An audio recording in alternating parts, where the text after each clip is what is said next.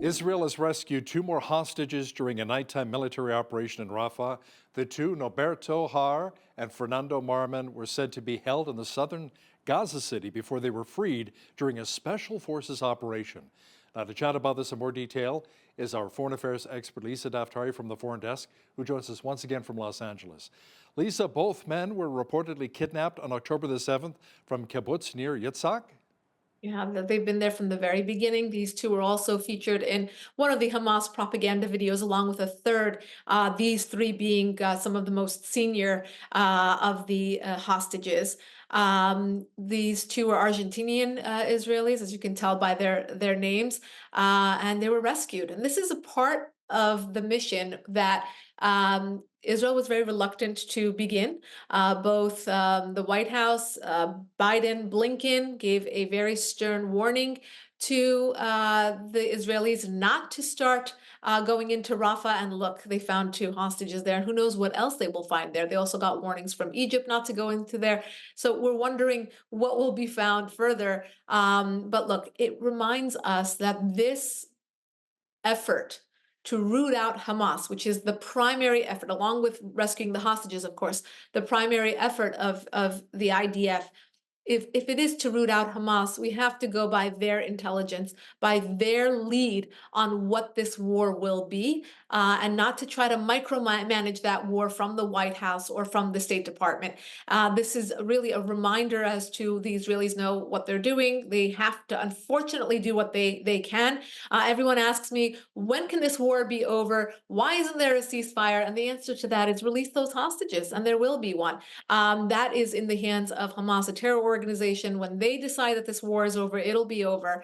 And here we are. So this war rages on as the IDF continues to really rake out all of these different terror operations, apparatuses, tunnels, etc., to rescue these hostages. So, do we know at this point how many hostages still need to be rescued? And in fact, how many are still alive, Lisa? Right. There was somewhere between 130 and 135 that have been known to still be in captivity. Whether they are alive or not remains to be seen. Minus two this weekend when we got these two out. So we shall see. I mean, it looks like there's north of 100 hostages still remain in Hamas custody. But last week and the week before, we got a few that we found that we got intelligence as to them not being alive and murdered, whether it was in the beginning or as they continue over the last 4 months. But to think of the children, the families, the young men, women who are still in captivity for 4 months, the amount of rape and torture and everything else that is going on, it's really mind-boggling. So again, we are trying to at least look at this in a very nonpartisan way and to say, release the civilians and we will deal with the terror organization as well. But again, looking at this as a two-pronged effort for the IDF to decimate Hamas and, of course, bring those hostages home. And we also have to think about a lot of the innocent Palestinians in Gaza who are in the middle of what's happening with the war between Hamas and Israel. I mean, over 10,000 people reportedly killed here, Lisa, so far. Yeah, it's difficult to get a number because these Palestinians are being, whether in cahoots with or being victim to Hamas. So they're either living there and helping out these terrorists, as we have seen many of them hiding these hostages in their homes, having these tunnels go in through their homes and through their backyards and everywhere else, or truly being a victim to this and wanting better but not being able to. Months leading up to October 7th, we saw some of those brave Palestinians coming out onto the streets and trying to protest living under Hamas. I've done interviews for years, over a decade. I remember under Operation Protective Edge, which was in 2014, interviewing so many Gazans who said they are victims to Hamas and not victims to Israel, as the media likes to portray. So it's important to remember those Palestinians as well. And as you said, of course, that death toll going up, senseless. This did not have to happen. As I have said many times, there was a ceasefire on October 6th. This did not have to happen. This war is senseless, of course, and those tragedies and the death toll on both sides going up for no reason. Lisa, the report surfacing that a coalition of Iran-backed militants have promised to resume painful strikes on U.S. troops that are based in both Iraq and Syria. Yeah, that hasn't stopped, but all they're doing is Iran's regime doubling down on those threats. Yesterday was the 45th anniversary of the revolution, meaning 45 years that this government has been in power. And you look at, how many victims this regime has produced. And now, of course, their proxies being in Lebanon and in Syria and in Iraq and, of course, in Yemen with the Houthis, they have truly doubled down on their initial threat. Remember, in 1979, they came into power and they said, we will always be enemies with the big Satan, which is the United States, and the little Satan, which is closer to their area, which is Israel. And they have truly kept their promise. But now, of course, doubling down on that threat, sensing a very weak administration in Washington that is playing whack-a-mole with these different threats that are coming in, whether it's in Iraq or Syria or Yemen, treating them as one-offs and not going to the root of the problem, which is Iran's regime, and dealing with them in a changed policy from Washington, D.C. According to the Israel Defense Forces, a Hamas tunnel network was recently discovered under a UN agency in Gaza that fired staffers over alleged terror links, 11 or 12 staffers. Now, Lisa, the tunnels featured computer servers, electrical rooms, and various living spaces. Yes, and this UN organization, UNRWA, if you recall, the United States and many others withdrew their aid from UNRWA recently after finding out that more than a dozen of their employees were not that they just knew about what was going on October 7th, but they were actually part of the plan, meaning they were considered members of Hamas. That is going now deeper as we're finding more evidence that there was an actual system, Hamas headquarters underneath their offices. And of course, the leadership at UNRWA is denying any knowledge of this, and I think that's pretty impossible. But this again goes to show how intertwined, how involved these individuals were, whether it's members of the media, as we saw, that were involved in October 7th, now members of UNRWA and beyond. So it is up to the UN to stop awarding these organizations funding, stop rewarding the Iran regime, stop giving them a platform, and to really root out terrorism. There's only two sides here. You're either pro-terror or you're anti-terror. There's no nuance here. And to think that all this taxpayer money from the West went over to this terror organization that actually had Hamas headquarters in its basement, literally its basement. So very important as we find out these details that we truly, again, change our policy and our views towards these organizations. There should be aid going to the Palestinians, but we have to find a way that it is truly getting to them and not into the hands of terrorists. According to a recent watchdog report that was actually released on Friday, Lisa, the escalation in Iran-backed militant attacks on U.S. and coalition bases in the Middle East has apparently really hamstrung the Pentagon's task of suppressing Islamic State activity in the region. Yeah, of course. Doesn't that make perfect sense? Of course, this report came out to say, because we are being attacked by so many, we cannot perform our task. And the reason we are there is to suppress ISIS. And oh, look at this. Now we have a new threat, Iran's regime, which basically eclipses this effort to diminish ISIS. And let me say just one thing. The West thinks of ISIS as the biggest boogeyman in terrorism news. That's not true. When you look at ISIS, the sheer number of ISIS militants at its peak, 40, 50,000, look at Iran's regime. You have an entire country. It's a system. It's a government. Look at the budget that they now have. After we loosened the sanctions, they were able to sell $60 to $90 billion of oil sales to just China, sell weapons, produce and sell weapons to Russia, find all these different bedfellows, supporting all these different proxy wars. And now, the Pentagon puts out this report that, now we can't fight ISIS. Well, let's put ISIS on the back burner and focus on the real terror threat, both in the region and expanding further, which is Iran's regime. Yeah, who's been funding a lot of the terrorist activities. Exactly. Lisa, speaking of Iran, his foreign minister says Iran and the United States have exchanged messages throughout Israel's 4-month war with Hamas in Gaza, including discussions about the Lebanese terrorist group Hezbollah. Yeah, well, I don't think Tehran got any messages asking them to scale back on this war.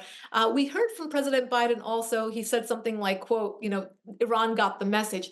The only message that Iran has gotten, the regime in Iran has gotten over the last 3 years, is that this administration, the Biden administration, is after appeasement. They're after a handshake. They're after another nuclear deal. They are not being threatened, or nor will they ever believe any words that are threatening from this administration, because of the way that they perceive U.S. policy towards them, and they are actually very justified in perceiving it that way. It will be very hard to start deterring Iran's regime from the battlefield, from these one-off attacks, and responding to the Houthis or the insurgencies in Iraq or Syria, or to threaten them about their funding of Hezbollah in Lebanon, or their continued funding of Hamas in what led up to the October 7th attacks. So what do we do now? How does this administration get taken seriously by Iran's regime? And you'll have to first convince me that they actually want to be taken seriously by Iran's regime. I have not seen anything been put into place, any sort of policy put into place, where I would believe that Washington actually wants to curb Iran's regime and not further empower them, or normalize relations with them, etc. This administration took the Houthis off the terror list in their first months of being in office. They took sanctions off of Iran's regime. They continue to allow Iran's regime all of this free play. And so when we see Tehran double down, this is why. Lisa, Iran has asked FIFA to completely suspend Israel from all soccer events over the war in Gaza.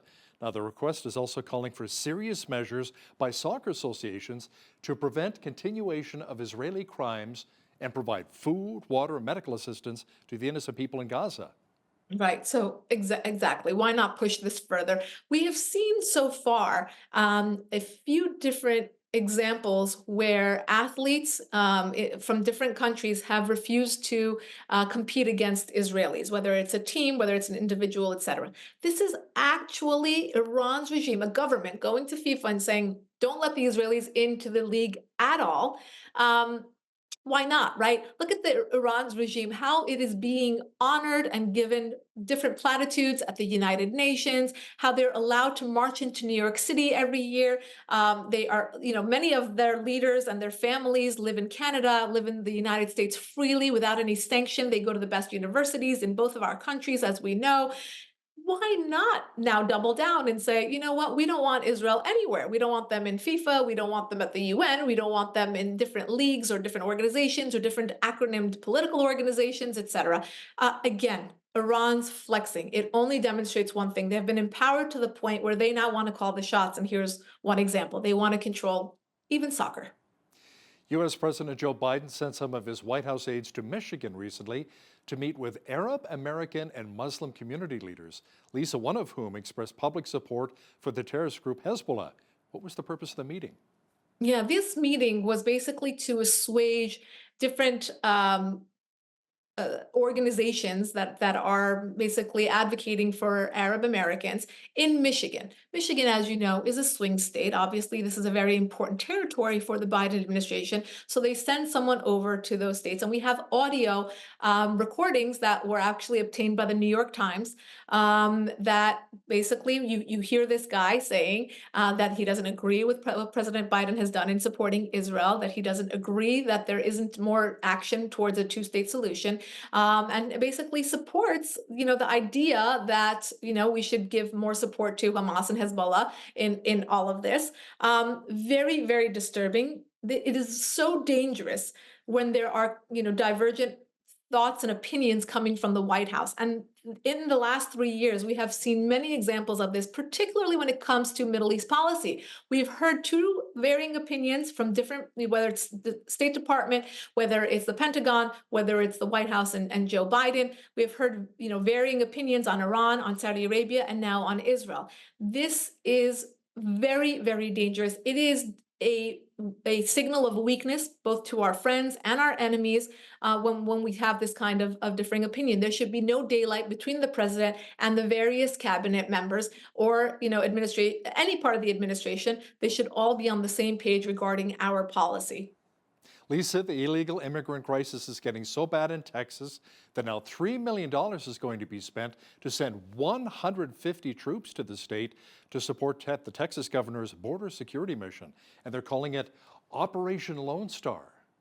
Yes. So Texas has really put all its efforts towards stopping this incredible influx of migrants into its state. Actually, we have data to support the fact that over the last month, because of the fact that they have secured their border, a lot of migrants have come through Arizona and California, and those numbers are increasing because of their efforts. So it just goes to show that that deterrence is working. The physical deterrence is working. But as we know, the White House is against what Texas is doing, trying to stop them from stopping the migrants coming into their borders. But we look at the dollars, when we look at the numbers of what it will take for each state or city to support the number of migrants coming through. You could look at New York City, you could look at Denver, Colorado, you can look at Chicago, Illinois, Los Angeles, California. We have so many different examples of what this is costing these different states in absorbing the migrants and not fully or successfully absorbing them, Hal, as you know. And here you have Texas, again, putting more effort towards this. I know Louisiana, their neighboring state, is actually helping out as well, believing that if they can physically stop this flow, that we can slow the influx of migrants, the country will be better able to absorb the number of migrants coming through. Political reporter and foreign affairs expert Lisa Daftari, thanks for joining us today from LA. My pleasure. Thank you.